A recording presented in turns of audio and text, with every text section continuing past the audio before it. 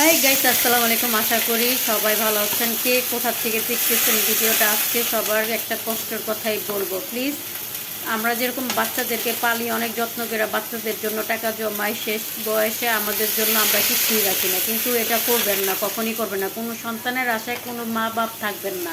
যেরকম আমরা সন্তানের জন্য টাকা পয়সা জমাই, আপনাদের জন্য আপনারা টাকা জমাবেন বুড়াকালে। বয়সকালে যখন আপনারা অচল হয়ে যান, তখন সন্তানের কাছে হয়ে যান, দাম থাকে না, কিচ্ছু না। সন্তানরা যা দিবে তাই খাইতে হবে। সন্তানরা যেখানে বসে সেখানেই বসতে হবে। বউ খাওন দিলে দিবে, না দিলে না দিবে। সন্তানও আপনার জিজ্ঞেস করবে না। তাই বললাম যে আপনাদের জন্য আপনারা কিছু হইলেও, অল্প টাকা হইলেও আপনাদের জন্য জমাবেন। বাচ্চাদের দিন তো যা দেওয়ার দিবেন, আপনাদের জন্য দিবেন। কারণ আজকে আপনাদের জন্য যদি আপনার যদি টাকা থাকে, তাহলে আপনার সন্তান আপনাকে দেখবে, আপনার ছেলের বউ আপনাকে দেখবে, আপনার মেয়েও আপনাকে দেখবে। কিসের জন্য দেখবে জানেন? টাকার জন্য দেখবে। বাস্তব টাকা এসব কিছু।